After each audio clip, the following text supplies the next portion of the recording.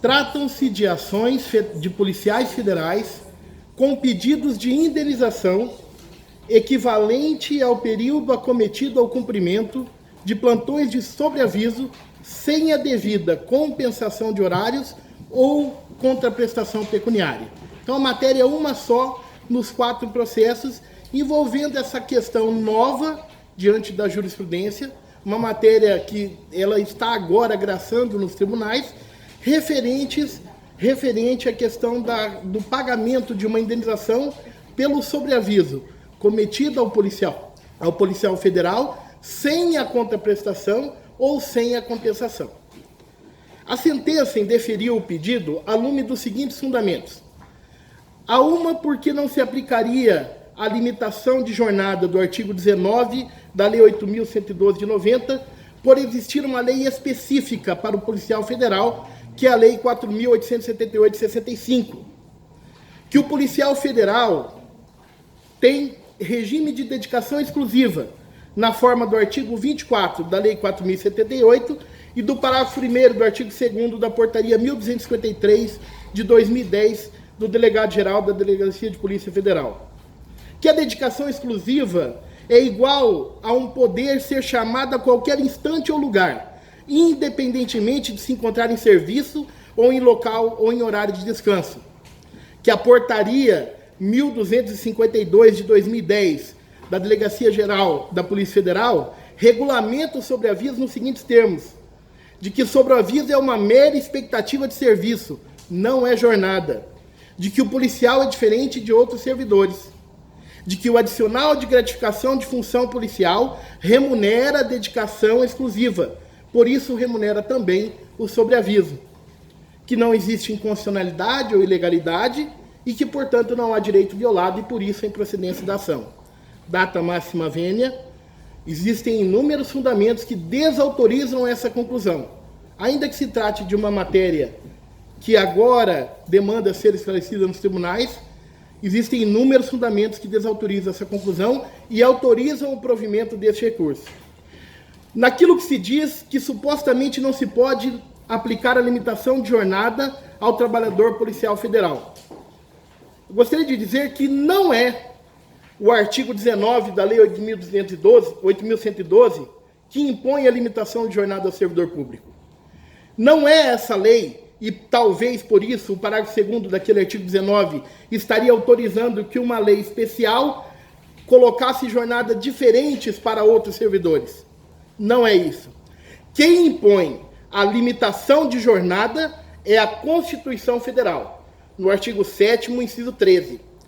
O limite que é sim aplicável aos servidores públicos federais e também aos policiais, porque não há nenhuma ressalva no parágrafo 3º do artigo 39 da Constituição Federal.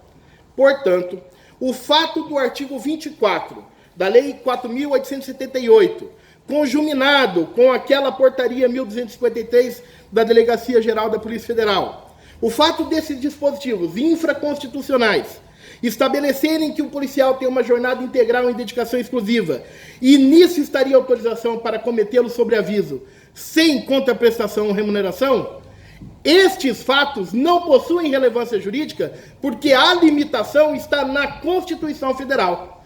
E se a Constituição Federal impõe esses limites, não pode a lei infraconstitucional revogar a Constituição, tampouco um decreto revogar a Constituição.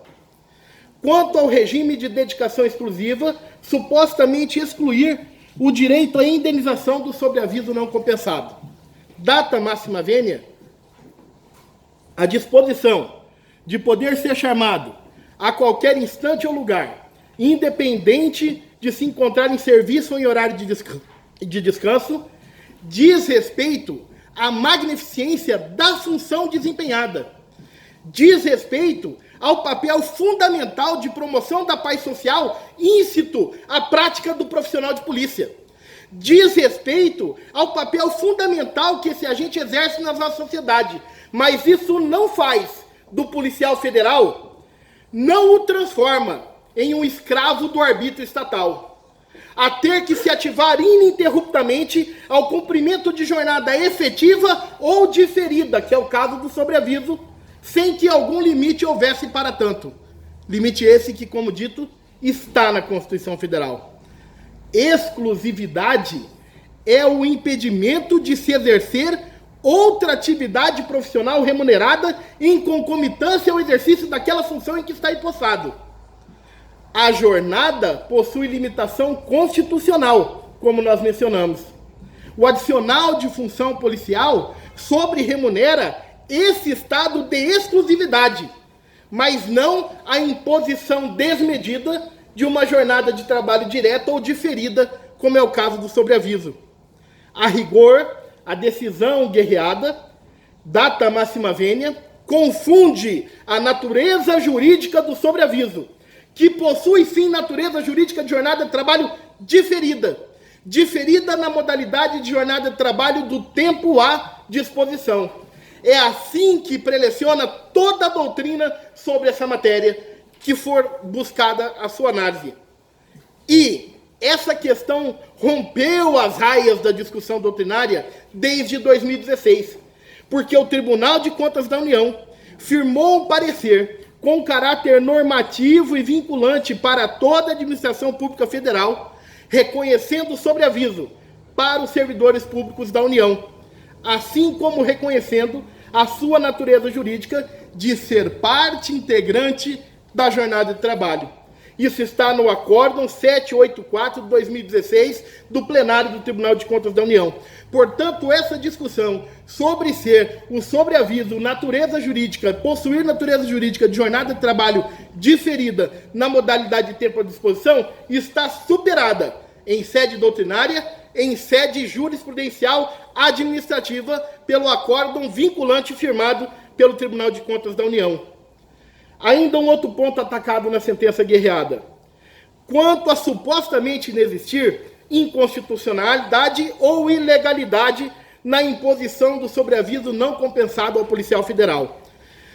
Data máxima vênia, a inconstitucionalidade é flagrante e sobressalta de primeira análise, porque está se violando o limite de jornada estabelecido no artigo 7º 13 da Constituição Federal. Mas, além disso, viola o direito fundamental de ir, vir e ficar, do artigo 5º, 15º da Constituição Federal, pois o agente, ele é obrigado a comparecer à unidade respectiva imediatamente após ser acionado. Noutras palavras, o policial é obrigado a permanecer próximo ao trabalho, sem plena liberdade de ir e vir. Viola o seu direito fundamental à intimidade e vida privada, estabelecido na Constituição Federal, pois o agente, a rigor, mesmo não estando de prontidão no local de trabalho, não se desliga das obrigações, não descansa, ele deve permanecer alerta para ser chamado a qualquer tempo. Viola o direito social fundamental a lazer, que está no artigo 6º da Constituição Federal, pois o agente não pode participar de confraternizações, pequenas viagens, faltas ou atrasos são sujeitos à punição disciplinar. O agente não pode desobedecer os chamados durante o sobreaviso. Portanto, ele não pode participar de um evento comemorativo, sob pena de ser chamado e, sendo chamado, não estar em condições adequadas para o pleno labor.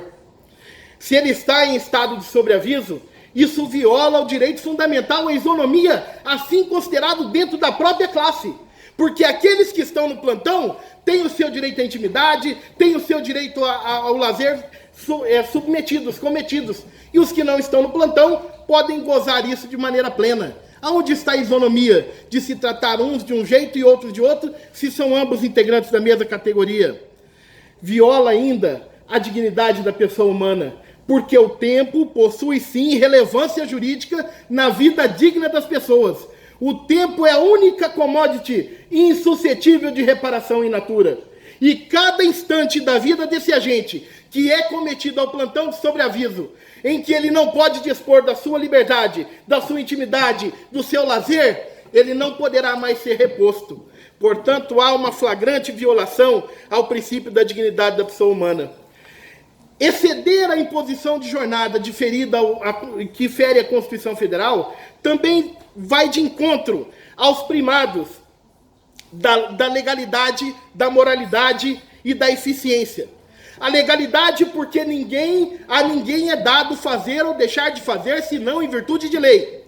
E na medida em que se impõe ao agente que cumpra um plantão de sobreaviso e permaneça à disposição de ser chamado a qualquer momento, contrário senso, essa mesma imposição está impelindo que ele deixe de fazer, deixe de participar de eventos, deixe de fazer viagens, pequenas viagens, deixe de participar de eventos sociais e religiosos.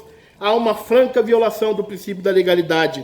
Viola ainda a moralidade exigida dos atos públicos, porque não é bom que a administração pública possa locupletar-se da mão de obra de seus servidores sem a correspondente indenização. Viola ainda o princípio da eficiência, porque se constitui num desestímulo à prática funcional que decorre do agente que tem a sua liberdade de descanso tolhida de forma abrupta e inaceitável pelo ente público. Termina, portanto, de violar a eficiência do serviço público, fazer com que o agente seja cometido a trabalho sem uma compensação, note bem, sem uma compensação de horários ou uma indenização correspondente. E se tudo isso que fere princípios fundamentais da nossa Constituição Federal não se constituir em violação flagrante, em inconstitucionalidade flagrante, em violação de direito subjetivo do agente, não se imagina o que mais possa sê-lo. E sendo que se há uma violação de direitos, nós estamos sim diante de um ato ilícito indenizável. Indenizável na forma do artigo 186 e 187 do Código Civil, porque a ilicitude da conduta está também no excesso do agente que a comete. Porque a ilicitude é flagrante diante da constatação da imposição de jornada diferida, contrário ao que diz a Constituição Federal. Porque a ilicitude é flagrante diante da violação do artigo 4º da Lei 8.112/90, que proíbe a prestação de serviços gratuitos, salvo nos casos previstos em lei, ao qual não se aplica a hipótese. Viola ainda a ilicitude inúmeros tratados internacionais que foram reportados aos autos, mas que eu não vou fazer referência aqui por causa do adiantado do tempo. Em conclusão, quer nos parecer que resta clarificado nessa hipótese controvertida, nóvel a essa casa, mas resta esclarecido que o sobreaviso tem sim natureza jurídica de jornada de trabalho diferida no tempo, na modalidade tempo à disposição. Que a jornada de trabalho, enquanto servidor público da União, possui limites constitucionais que desautorizam que norma infraconstitucional ou portaria imponham excessiva jornada, ainda que diferida e além dos limites constitucionais. Finalmente, que a imposição desse sobreaviso, sem nenhuma espécie de contraprestação ou compensação, implique violação dos direitos fundamentais da pessoa humana, na sua dignidade, intimidade, vida privada, ir, vir, ficar, isonomia, proporcionalidade, direito social fundamental ao lazer. Portanto, se constitui num ato ilícito indenizável. A medida da indenização que propomos, por analogia ao parágrafo 2º do artigo 244 da CLT, que seja corrigida a sentença primária e deferida a indenização daquelas horas de sobreaviso cometidas às partes do processo na proporção de 1/3 do valor da hora normal de trabalho. É como pedimos. Obrigado.